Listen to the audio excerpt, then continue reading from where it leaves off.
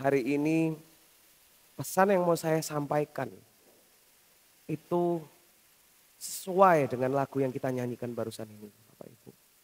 Hari-hari ini saya berdoa kepada Tuhan, saya renungkan setiap hari, bukan cuma untuk firman hari Minggu ini, tapi di dalam keseharian saya renungkan.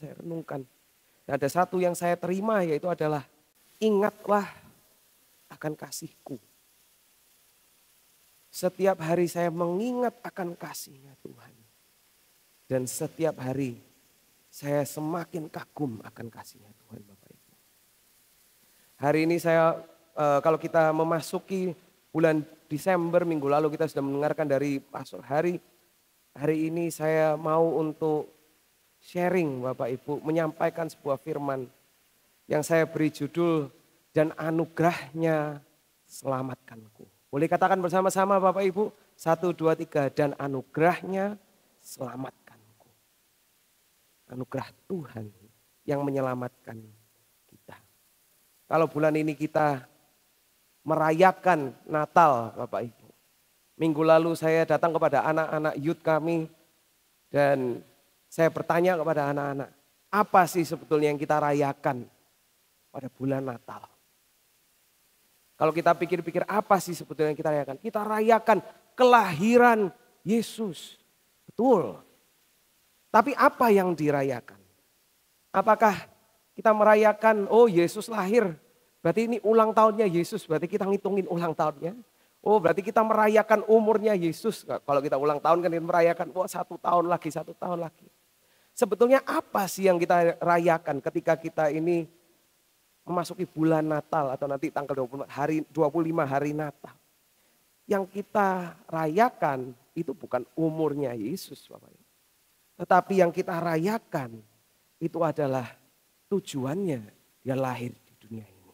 Betul Bapak Ibu? Kenapa dia lahir di dunia ini? Itu yang kita rayakan. Mengapa Yesus harus datang ke dunia ini, Bapak Ibu? Kalau Yohanes 3 ayat 16 mengatakan, pasti sudah tahu semua ayatnya. Karena begitu besar apa? Kasih Allah akan dunia ini. Sehingga ia telah mengaruniakan anaknya yang tunggal. Supaya setiap orang yang percaya kepadanya tidak binasa.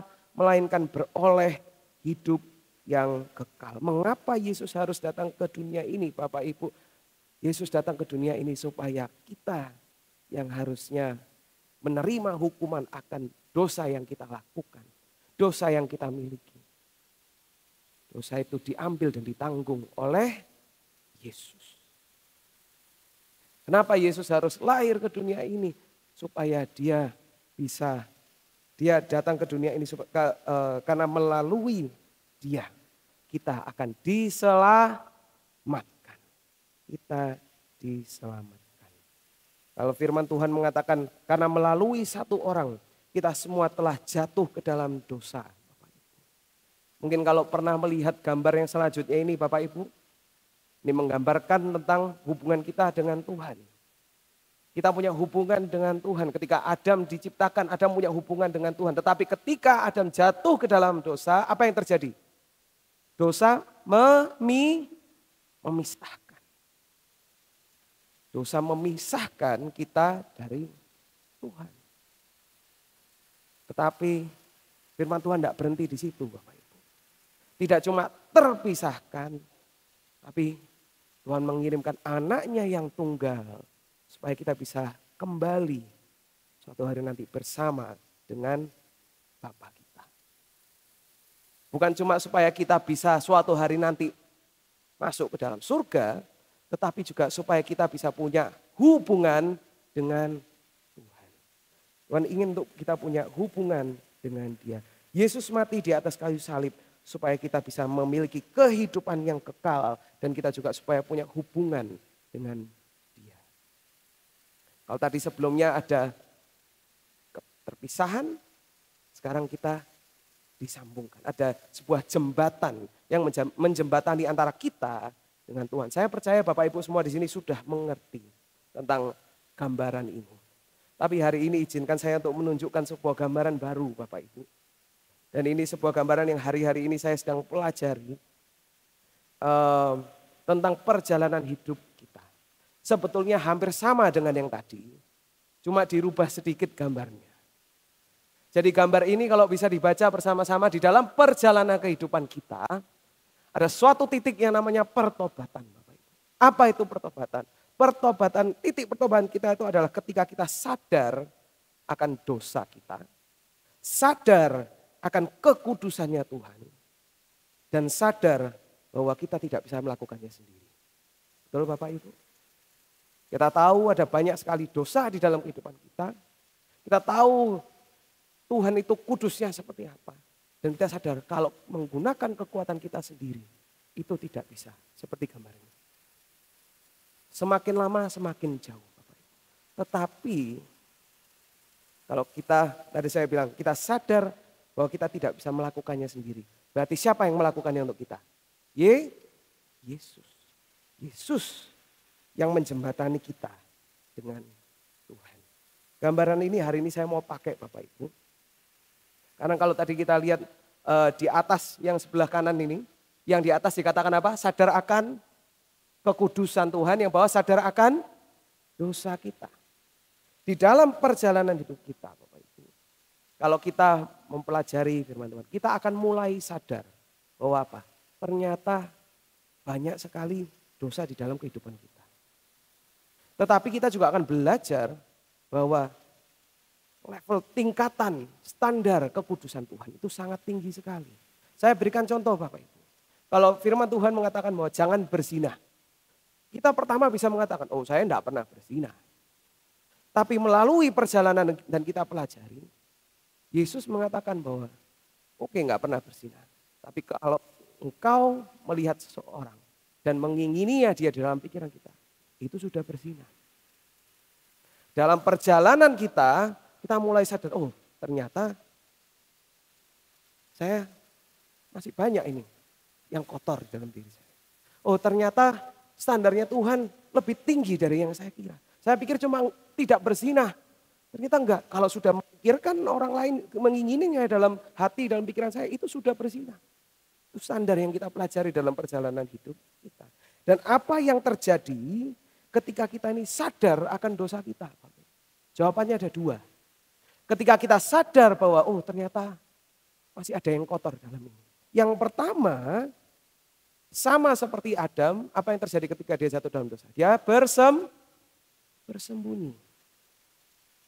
Banyak dari kita Bapak Ibu, yang ketika kita mungkin jatuh ke dalam dosa, ketika kita sadar kita telah melakukan dosa, kita malah bersembunyi. Kita menjauhkan diri kita dari Tuhan. Bukan Tuhan yang menjauh loh Bapak Ibu. Kita yang menjauhkan diri kita dari Tuhan. Kita yang menjauhkan. Kenapa? Karena kita merasa tidak layak, karena kita merasa kotor, karena kita merasa tidak benar, kita salah. Kayaknya saya nggak layak untuk doa sama Tuhan, kayak saya nggak layak untuk datang ke gereja, saya nggak layak untuk menyembah Tuhan. Udah, saya bersembunyi, saya pergi, saya menjauh dari Tuhan saja. Itu yang pertama Bapak Ibu. Kita menghindari Tuhan. Kalau saya bisa kasih contoh Bapak Ibu, kalau kita punya hutang yang sangat besar kepada seseorang. Misalnya saya punya hutang yang sangat besar terhadap Pak Budi. Dan saya tidak bisa bayar. Saya akan malu Bapak Ibu untuk dekat-dekat dengan Pak Budi. Kenapa? Karena saya takut ditagih. Saya malu, saya takut, saya tidak mau dekat-dekat. Saya menjauhkan diri. Kenapa? Karena saya tidak bisa bayar. Masih belum bayar. Nanti saya kalau mendekat ditanyain. Nanti mungkin nggak ditanyain, saya kepikir terus. Aduh gimana utang saya? Aduh gimana utang saya? Jadi saya menjauh. Itu yang pertama Bapak Ibu. Tetapi yang kedua adalah ketika kita sadar akan dosa. Dan yang kedua adalah kita bisa semakin sadar dan semakin mengucap syukur akan karya Kristus di atas kayu salib. Bapak Ibu. Pilihannya dua. Antara kita menjauhi Tuhan atau kita semakin mengucap syukur akan kayu salib. Atas pengorbanan Yesus di atas kayu salib. Hari ini kita mau buka sama-sama di Ibrani 10 Bapak Ibu. Ibrani 10 ayat yang kedua. Ibrani 10 ayat 2 sampai yang keempat saya bacakan. Sebab jika hal itu mungkin, pasti orang tidak mempersembahkan korban lagi. Sebab mereka yang melakukan ibadah itu tidak sadar lagi akan dosa setelah disucikan sekali untuk selama-lamanya. Tetapi justru oleh korban-korban itu setiap tahun orang diperingatkan akan adanya dosa. Sebab tidak mungkin darah lembu jantan atau darah domba jantan menghapuskan dosa. Saya mau memberikan konteks Bapak Ibu. Ayat ini berbicara tentang korban yang dipersembahkan, korban persembahan orang-orang di dalam perjanjian lama menurut Taurat. Ya Bapak Ibu ya, menurut Taurat. Jadi kalau kita baca sama-sama, sebab jika hal itu mungkin itu maksudnya apa? Jika mungkin bahwa ada korban binatang yang bisa menyucikan satu kali untuk selama-lamanya. Kalau ada korban binatang yang bisa dikorbankan dan menyucikan kita satu kali untuk selama-lamanya, maka pasti kita tidak perlu mempersembahkan korban lagi. Sebab mereka yang melakukan ibadah itu tidak sadar lagi akan dosa setelah disucikan sekali untuk selama-lamanya.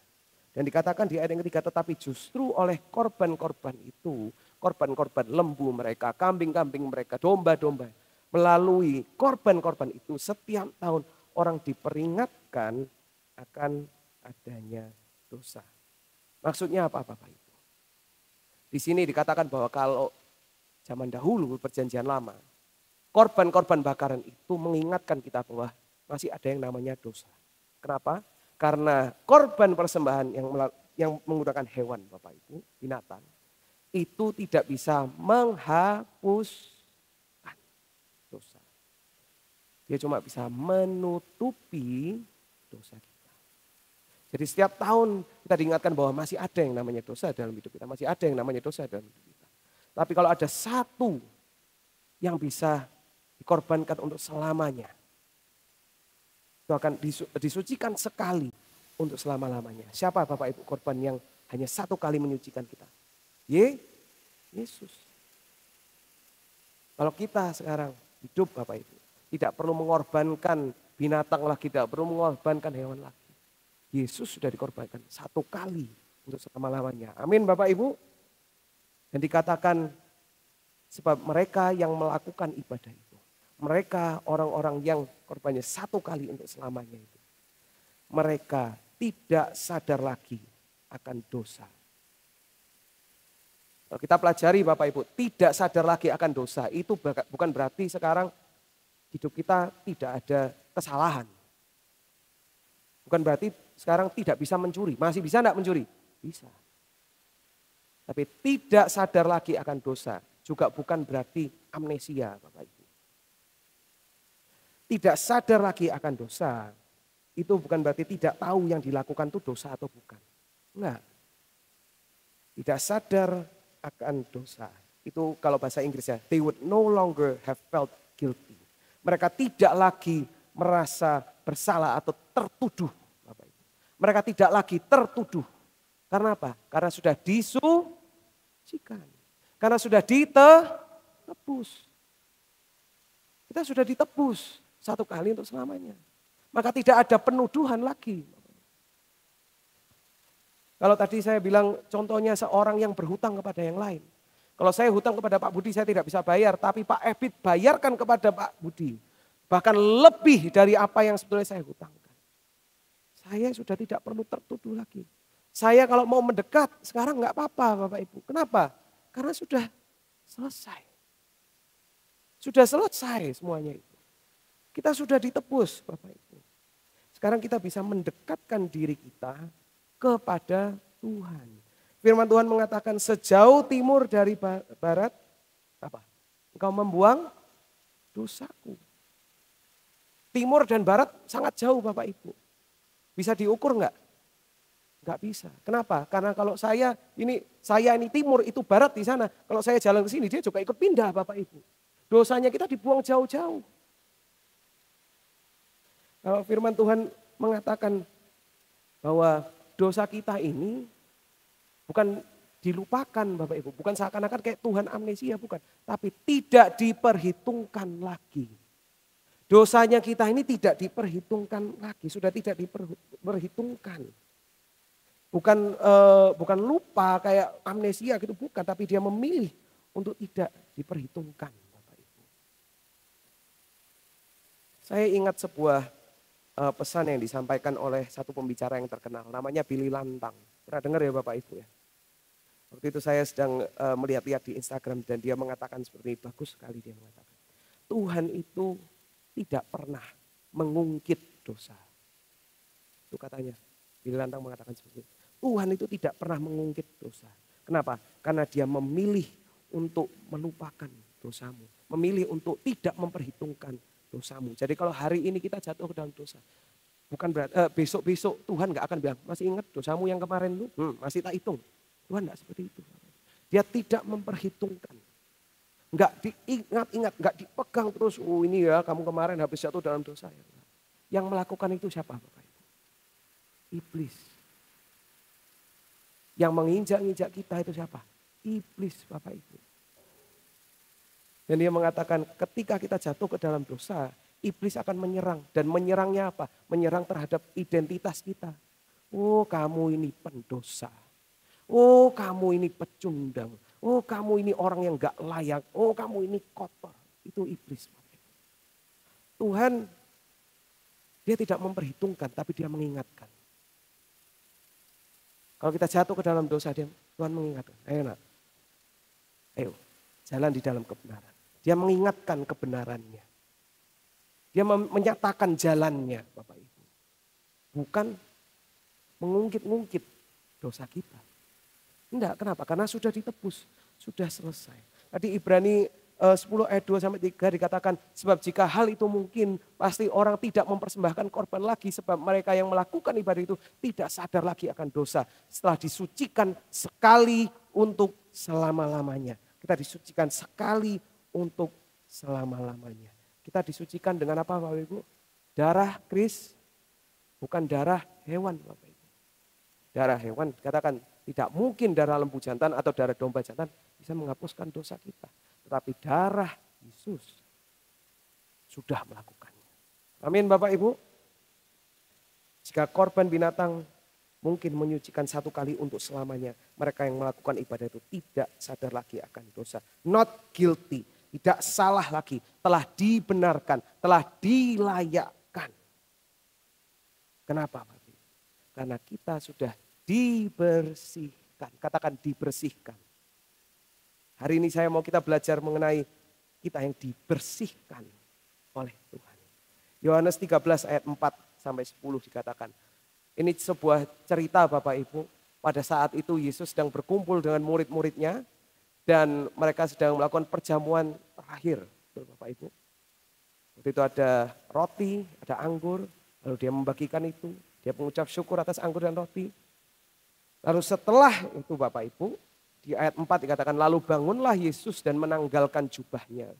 Ia mengambil sehelai kain lenan dan mengikatnya pada pinggangnya. Kemudian ia menuangkan air ke dalam sebuah basi dan mulai membasuh, apa Bapak Ibu? Membasuh kaki murid-muridnya, lalu menyekanya dengan kain yang terikat pada pinggangnya itu. Kenapa kok perlu untuk membasuh kaki Bapak Ibu? Karena Bapak Ibu di sini mungkin kalau jalan-jalan keluar pakai sandal pernah ya Bapak Ibu ya. Kalau habis pergi jalan-jalan pulang kakinya kerasa kotor atau bersih Bapak Ibu?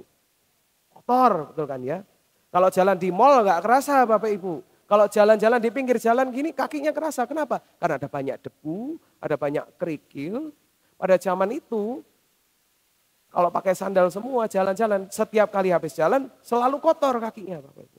Dan tugas untuk membersihkan kaki ini, untuk membasuh kaki ini, itu adalah tugas dari budak yang paling rendah. Tapi di sini Yesus memilih untuk membasuh kaki murid-muridnya. Dia merendahkan hatinya, dia raja di atas segala raja, dia merendahkan hatinya untuk apa? Untuk melakukan pekerjaan yang harusnya dilakukan oleh seorang budak yang sangat rendah. Dia membasuh kaki murid-muridnya. Dikatakan di ayat yang ke-6. Maka sampailah ia kepada Simon Petrus. Kata Petrus kepadanya, Tuhan engkau hendak membasuh kakiku? Jawab Yesus kepadanya, apa yang kuperbuat engkau tidak tahu sekarang. Tetapi engkau akan mengertinya kelak. Maksudnya apa Bapak Ibu? Ketika Yesus membasuh kakinya. Ini bukan cuma sekedar membasuh, tetapi ada arti yang lebih besar di balik membasuh kaki ini Bapak Ibu. Dan dikatakan oleh Petrus berkata kepadanya, engkau tidak akan membasuh kakiku sampai selama-lamanya. Tuhan, engkau tidak akan membasuh kakiku sampai selama-lamanya. Yesus mengatakan, jikalau aku tidak membasuh engkau, engkau tidak mendapat bagian dalamku. Atau kalau bahasa Inggrisnya lebih sedikit berbeda, bukan engkau tidak mendapatkan bagian dalamku, tetapi engkau tidak mendapat bagian bersamaku. Kalau di sini menggambarkan sebuah perjalanan Bapak Ibu, kita tidak berjalan bersama-sama Yesus, tidak berjalan dalam perjalanan iman kita. Kalau kita tidak dibasuh oleh Yesus. Dan di ayat yang selanjutnya setelah Yesus mengatakan seperti itu, Simon Petrus mengatakan apa? Tuhan, jangan hanya kakiku saja, tetapi juga tanganku dan kepalaku sekalian dibasuh Tuhan. Dan kalau Bapak Ibu perhatikan ayat selanjutnya menarik sekali dikatakan. Kata Yesus kepadanya, barang siapa telah mandi, ia tidak usah membasuh diri lagi selain membasuh kakinya. Karena ia sudah bersih seluruhnya. Juga kamu sudah bersih, hanya tidak semua. Barang siapa telah mandi, ia tidak usah membasuh diri lagi selain membasuh kakinya, karena ia sudah bersih seluruhnya. Bapak Ibu, ini menggambarkan bahwa ketika kita ini dikuduskan, ketika kita ini dibersihkan oleh Tuhan, kita dibersihkan secara keseluruhan. Kita sudah bersih, kita sudah dibenarkan, kita sudah dilayakkan, kita sudah dikuduskan Bapak Ibu. Tetapi dikatakan apa? Tidak usah membasuh diri lagi selain membasuh kakinya. Kenapa Bapak Ibu? Karena kaki ini menggambarkan perjalanan kita di dalam dunia ini. Kadang kalau kita jalan masih ada apa? Masih ada debu, masih ada kotoran, masih ada kerikil Bapak Ibu. Dan itu harus dibasuh. Perlu untuk dibasuh setiap hari. Yesus membasuh kaki itu. Apa? Ketika kita hidup Bapak Ibu, mungkin masih ada kesalahan. Mungkin kita masih jatuh ke dalam dosa. Tapi bukan berarti sekarang kita ini kotor Bapak Ibu. Yang kotor apa? Kaki. Yang kotor kakinya. Kita orang-orang yang sudah dibenarkan. Kita orang-orang yang sudah dikuduskan. Sudah dilayakkan. Tapi kakinya kita kotor. Perlu apa? Perlu dibasuh. Perlu dibasuh dengan apa Bapak Ibu? Dengan air. Perlu dibasuh dengan air. Yesus membasuh kaki-kaki muridnya dengan air, membersihkannya dengan air. Dan hari ini kita akan belajar bersama-sama. Air seperti apa? Air itu melambangkan apa sih Bapak Ibu sebetulnya? Firman Tuhan. Air itu melambangkan firman Tuhan. Air seperti apa yang dipakai untuk membersihkan kaki ini, membasuh kaki ini? Firman yang seperti apa? Kalau kita buka sama-sama di Bilangan 19, Bapak Ibu, saya bacakan aja. Nanti kalau mau baca di rumah, boleh, ini sangat bagus sekali. Bilangan 19 ayat 1 sampai 2. Ini bercerita tentang Musa dan Harun. Dikatakan Tuhan berfirman kepada Musa dan Harun, inilah ketetapan hukum yang diperintahkan Tuhan dengan berfirman, katakanlah kepada orang Israel supaya mereka membawa kepadamu seekor lembu betina merah yang tidak bercela, yang tidak ada cacatnya dan yang belum pernah lembu betina merah yang tidak bercela, yang tidak ada cacatnya, yang belum pernah kuk. Ini berbicara tentang siapa? Melambangkan siapa? Yesus. Dia adalah korban yang sempurna, tidak bercacat, tidak bercela. Melambangkan Yesus. Lalu dikatakan di ayat 9, maka seorang yang tahir haruslah mengumpulkan, apa Bapak Ibu? Abu lembu. Abu lembu. Itu melambangkan apa Bapak Ibu? Abu itu adalah hasil terakhir ketika korban itu sudah selesai korbankan. Artinya abu lembu itu melambangkan karya Kristus yang sudah selesai. Karya Kristus yang sudah selesai. Pengorbanannya yang sudah selesai satu kali untuk selamanya. Mengumpulkan abu lembu itu dan menaruhnya pada suatu tempat yang tahir di luar tempat perkemahan. Supaya semuanya itu tinggal tersimpan bagi umat Israel untuk membuat air pentahiran, itulah penghapus dosa. Air apa yang dipakai untuk membasuh kaki kita? Air pentahiran. Artinya apa Bapak Ibu? Apa yang membasuh kaki kita? Apa yang membasuh semua kesalahan-kesalahan kita? Semua kemaluan kita, semua kesalahan kita, semua ketidaklayaan kita. Rasanya kita kayak masih tidak layak untuk bertemu Tuhan. Apa yang menghapuskan dan membersihkan semuanya itu? Air pentahiran. Firman Tuhan tentang pengorbanannya yang sudah selesai Bapak Ibu. Amin. Firman Tuhan tentang pengorbanannya yang sudah selesai. It is finished. Sudah selesai. Kita dibasuh setiap hari. Membasuh kaki kita dengan firman Tuhan. Membasuh hidup kita dengan firman Tuhan. Dan Bapak Ibu ketika kita ini membasuh kaki kita. Rasa tadi yang seakan-akan kita tidak layak untuk bertemu dengan Tuhan. Itu hilang. Kenapa? Karena kita tahu bahwa kita ini sudah dilayakkan. Amin Bapak Ibu. Rasa seakan-akan kita ini tertuduh. Kita sudah tidak dituduh lagi Bapak Ibu. Karena sudah ditanggung oleh Yesus. Kita bisa datang dengan bebas kepada Tuhan. Untuk punya hubungan dengan Tuhan. Kita tidak perlu merasa tidak layak lagi. Yang perlu adalah kita perlu untuk dibasuh setiap hari. Kita perlu untuk dibasuh setiap hari. Apa yang terjadi kalau tidak dibasuh kaki kita Bapak Ibu? Apa yang terjadi kalau tidak dibasuh kaki kita? Pernah jalan-jalan Bapak Ibu kalau setiap hari kita jalan, debuan rumahnya berdebu gitu ya Bu. Bapak Ibu. Kalau kita jalan-jalan kakinya kerasa kotor enggak? Kerasa kotor betul kan ya?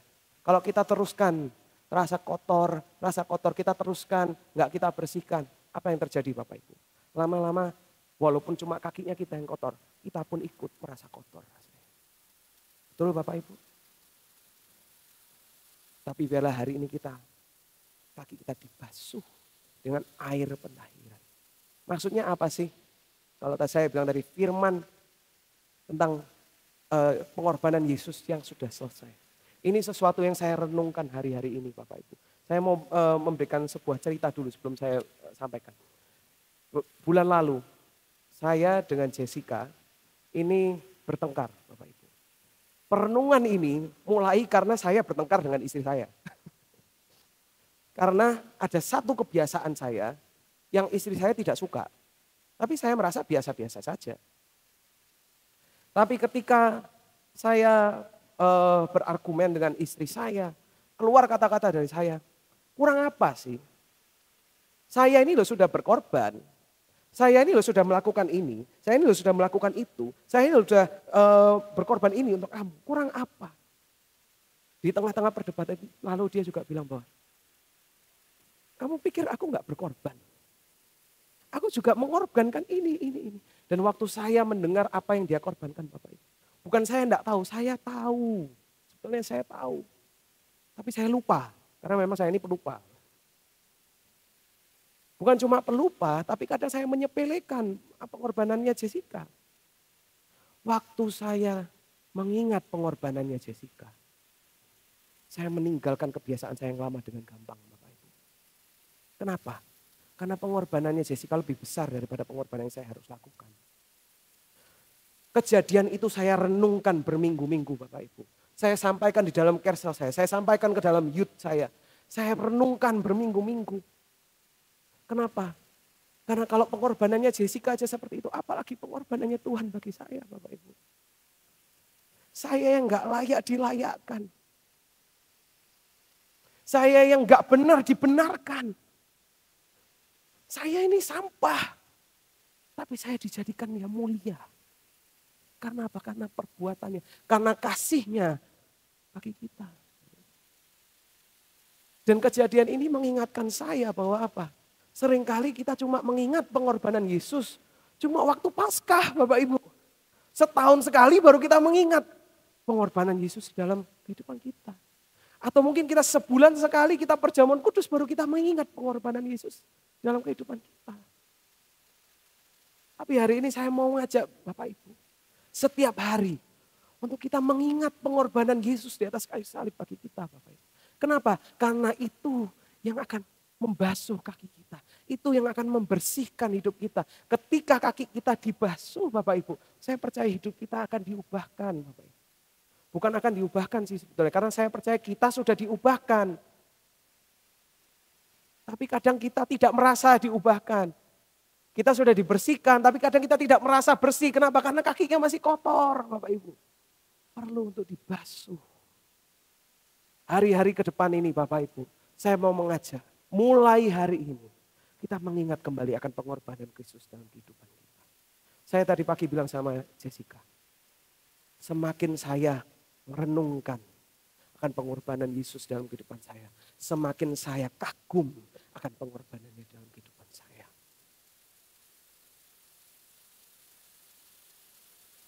Saya mau memberikan gambaran yang terakhir tadi. Kalau tadi kita cuma lihat ada satu salib di awal Bapak Ibu. Semakin kita bertumbuh, semakin kita sadar ternyata banyak yang harus dibetulin. Ternyata banyak ya dosa-dosa kita ini ternyata banyak ya ternyata. Dan kita melihat bahwa kekudusan Tuhan itu tingkatnya sangat tinggi. Kita nggak bisa kalau kita melakukannya sendiri. Butuh siapa ya Bapak Ibu? Butuh Yesus. Kalau di sini saya menunjukkan ada 3 salib. Bukan berarti Yesus mati untuk kita 3 kali Bapak Ibu. Bukan. Dia mati 1 kali untuk selamanya. Tetapi semakin saya melihat betapa saya ini nggak layak sebetulnya. Dan saya melihat betapa Tuhan ini tingkat sebetulnya sangat tinggi standarnya. Di situ saya melihat kepada salib. Dan di situ saya mulai mengucap syukur lebih lagi akan salib yang telah atas pengorbanan Yesus di atas kayu salib. Saya mulai lebih banyak mengucap syukur. Entah kenapa ini di luar dari firman yang saya sediakan hari ini, tapi ada satu cerita yang terus muncul di dalam pikiran saya, yaitu tentang anak yang hilang Bapak Ibu. Anak yang hilang, anak ini dia minta hartanya, dia kalau minta harta kekayaan papanya, harta warisan dari papanya. Berarti dia bilang sama papanya, lebih baik kamu mati, kasihin aku aja hartanya. Lalu dia menghabiskan hartanya dan dia kembali. Waktu dia menghabiskan berfoya-foya sudah habis. Dia saking kelaparannya, makanan babi pun kelihatannya enak. Lalu dia berpikir, daripada saya hidup tidak enak kayak gini, lebih baik saya kembali kepada papa saya sebagai hambanya dia. Dan ketika dia berjalan, bapaknya melihat dia, apa yang dilakukan oleh bapaknya? Bapaknya mengangkat jubahnya. Lalu dia berlari kepada anaknya dan dipeluk. Anaknya mengatakan, Bapak aku telah berdosa terhadap Bapak. Aku nggak layak untuk jadi anaknya Bapak lagi. Aku jadi hambanya Bapak aja. Bapaknya bilang, enggak, kamu tetap anakku. Aku tetap mengasihi kamu. Apa yang dilakukan? Diberikan jubah yang baru, diberikan sandal yang baru, diberikan cincin. Yang tidak layak, dilayakkan Bapak Ibu. Dan saya merenungkan cerita itu. Betapa besarnya kasih Tuhan bagi kita. Betul Bapak Ibu? Sampai dia mengirimkan anaknya yang tunggal. Supaya kita yang tidak layak ini bisa punya hubungan dengan dia. Bisa dilayakkan bagi dia. Saya boleh minta tim PAW untuk naik ke atas. Kita tidak perlu merasa tidak layak lagi Bapak Ibu. Tetapi kita melihat kepada salib Kristus yang sudah selesai. Dan melihat kepada pengorbanan Yesus yang sudah selesai. Mungkin hari ini ada beberapa orang yang akan mengatakan, Pastor kok sedikit berbahaya firman-Nya. Karena kalau saya tidak sadar lagi akan dosa, berarti kalau saya melakukan dosa terus, tidak apa-apa dong. Tapi itu yang saya belajar Bapak Ibu. Ketika saya tahu betapa besar kasihnya Jessica bagi saya, betapa besar pengorbanan Jessica bagi saya bukan jadi mau lebih jahat kepada Jessica. Saya bukan jadi mau lebih kotor, jadi lebih tidak baik. Saya malah jadi mau lebih baik lagi. Kenapa? Karena saya ingat akan pengorbanannya Jessica. Seringkali, kenapa kok kita sudah terima Tuhan, tapi kita masih terus hidup di dalam dosa? Karena kita tidak kembali ke salib Kristus. Kita sudah lupa akan pengorbanan Yesus. Kita tahu pengorbanan Yesus. Tapi kita lupa untuk merenungkannya itu hari demi hari. Kita lupa betapa hebatnya kuasa Yesus, betapa besarnya kasih Tuhan bagi kita. Dan kalau saya kembali ke gambar yang sebelumnya, bisa? Oke, sedikit jauh, tahan Bapak. Kalau seperti ini Bapak Ibu. Kalau kita cuma menerima Yesus di awal, setelah itu kita tidak membersihkan kaki kita. Lama-kelamaan kita akan melihat bahwa sepertinya aku ini kotor. Sepertinya aku ini enggak layak. Jaraknya loh terlalu jauh. Terlalu tinggi saudara Tuhan. Aku enggak bisa ketemu sama Tuhan. Aduh enggak bisa, aku ini pendosa, aku ini masih kecanduan ini, aku ini masih enggak bisa lepas dengan ini, aku masih berdosa. Tapi kalau kita kembali kepada salib Kristus, boleh kasih tunjuk gambarnya yang salib 3 tadi. Hari demi hari kita membasuh kaki kita. Kita merenungkan pengorbanan Kristus. Kita akan dibersihkan kaki kita. Bukan dibersihkan secara total karena kita sudah bersih. Tapi kaki kita dibasuh hari demi hari, demi hari, demi hari. Semua debu, semua kesalahan, semua kejatuhan, semua kecanduan dibersihkan oleh Tuhan. Dan kalau hari ini kita menghadapi sepertinya saya nggak bisa, pastor saya nggak bisa lepas. Saya masih kecanduan dengan rokok, saya masih kecanduan dengan pornografi, saya masih kecanduan dengan alkohol, apapun itu. Bapak Ibu, ketika kita fokus kepada salib Kristus, kita dibersihkan hari demi hari. Pasti kita akan berubah. Amin Bapak Ibu. Pasti kita akan berubah. Hari ini saya mau kita untuk menutup dengan menyanyikan bersama-sama Bapak Ibu. Satu lagu ini adalah Ingat Kasih-Nya. Kalau judul saya tadi mengatakan dan anugerahnya selamatkan. Saya ambil dari lagu ini Bapak Ibu. Karena satu pesan yang Tuhan sampaikan kepada saya adalah, Tuhan, apa yang Tuhan mau sampaikan untuk kepada jemaat-Mu bulan ini? Ingatkan akan kasih-Ku. Ingatkan akan anugerah-Ku. Ingatkan akan pengorbanan-Ku. Yang sudah selesai. Amin Bapak Ibu. Mari kita bangkit berdiri bersama-sama. Dan kita nyanyikan Ingat Kasih-Nya. Ingat kasih-Nya. Ingat kebaikannya Dan anugerahnya. Dan anugerahnya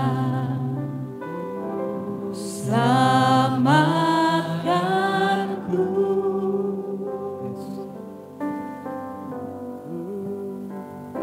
Sebab kasih-Nya setinggi langit, kasih setia Allah pada kita.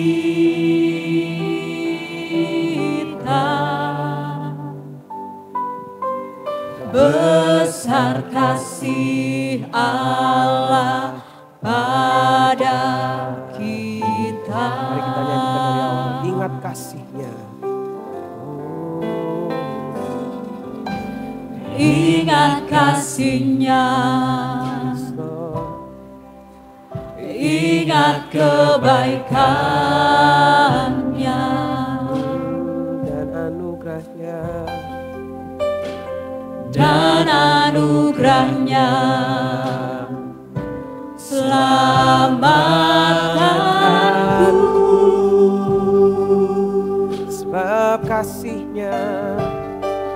Sebab kasih-Nya setinggi langit,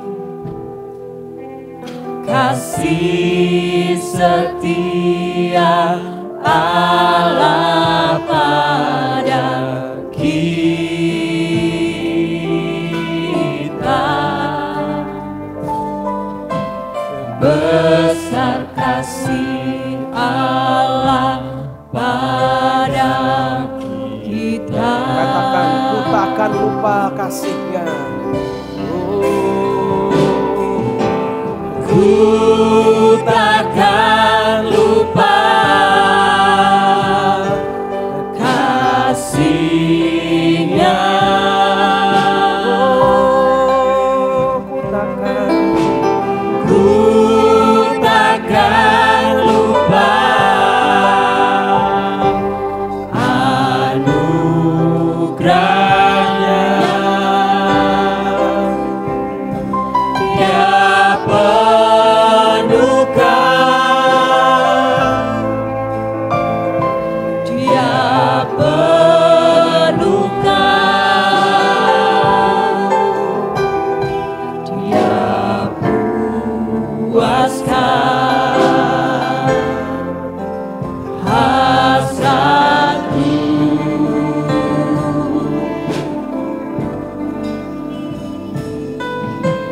besar kasih Allah pada kita. Katakan besar kasih Allah pada kita. Besar kasih Allah pada kita. Ku takkan lupa, kami tidak akan lupa Tuhan akan kasih-Mu, akan pengorbanan-Mu bagi kami Tuhan.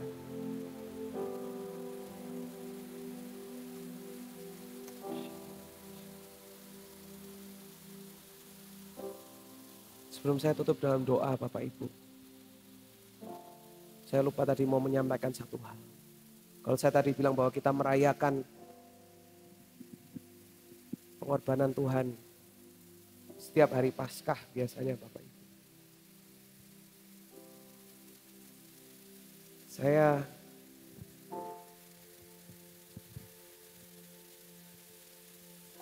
percaya bahwa hari ini bukan sebuah kebetulan bahwa Tuhan meminta saya untuk membawakan firman ini. Saya tahu ini adalah bulan Natal. Saya tahu bahwa kalau bulan Natal kita bercerita tentang Yusuf, kita bercerita tentang Maria, kita berbicara tentang keledai yang dipakai oleh Yusuf dan Maria. Tapi hari ini mungkin kita berpikir harusnya kan Natal berbicara tentang kelahiran Yesus. Lalu saya diingat, saya bertanya ini kepada Tuhan karena beberapa hari lalu. Tuhan, bukannya Natal harusnya merayakan kelahiran Tuhan? Jangan salah.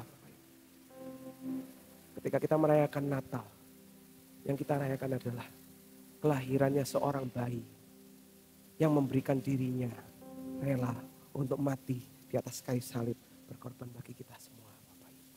Ini adalah cerita Natal yang terbesar dan terspesial, terpenting dalam kehidupan kita. Bahwa ada seorang bayi yang rela turun dari kemuliaannya untuk mati bagi kita. Mari kita berdoa. Bapak, kami mengucap syukur atas anugerah-Mu dalam kehidupan kami. Atas pengorbanan Yesus di atas kayu salib yang sudah selesai bagi kami Tuhan. Kami mengucap syukur Tuhan. Bantu kami untuk mengingat hari demi hari akan pengorbanan-Mu. Karena di situ terletak kunci akan pembasuhan kaki kami hari demi hari. Kami rindu untuk dibasuh kaki kami hari demi hari Tuhan. Untuk sepenuhnya bersih dari atas sampai bawah Tuhan. Terima kasih Tuhan. Tuntun kami, berikan kami hikmat. Tuntun kami untuk punya hubungan yang lebih dekat lagi kepada Engkau. Karena kami sekarang sudah dilayakkan untuk punya hubungan dengan Engkau. Terima kasih Tuhan. Di dalam nama Tuhan. Bapak Ibu, saya mau mengajak kita semua untuk membaca, boleh dikeluarkan. Saya menuliskan sebuah doa deklarasi. Karena saya teringat dulu waktu sama Pastor Sam, kayaknya hampir setiap minggu kalau ibadah sudah mau selesai, kita membacakan doa deklarasi. Betul Bapak Ibu, saya hari ini mau mengajak kita semua untuk mendoakan bersama-sama, mengatakan dengan iman bersama-sama. Karena apa? Karena yang sudah ditebus itu bukan cuma saya, tapi kita semua. Amin Bapak Ibu, kita semua telah ditebus, kita semua percaya. Jadi saya mau mengajak kita semua untuk membaca bersama-sama. Bisa Bapak Ibu, 1, 2, 3. Tuhan, aku mengucap syukur atas pengorbanan-Mu di atas kayu salib. Aku mengucap syukur karena Engkau telah menyucikan aku satu kali untuk selamanya. Aku adalah orang yang benar. Aku adalah orang yang diberkati. Aku adalah orang yang dikasihi. Bukan karena kekuatanku, tetapi karena pengorbanan-Mu. Terpujilah nama-Mu Tuhan. Amin. Mari kita angkat tangan kita bersama-sama Bapak Ibu. Jemaat SCP yang terkasih. Tuhan senantiasa memberkati engkau dan melindungi engkau. Tuhan menyinari engkau dengan wajahnya dan memberi engkau kasih karunia. Tuhan menghadapkan wajahnya kepadamu dan memberi engkau kasih karunia. Tuhan menghadapkan wajahnya kepadamu dan memberi engkau damai sejahtera. Bagi Dialah kemuliaan sampai selama-lamanya. Di dalam nama Tuhan Yesus, yang percaya katakan bersama-sama. Amin. Tuhan Yesus memberkati. Selamat hari Minggu Bapak Ibu.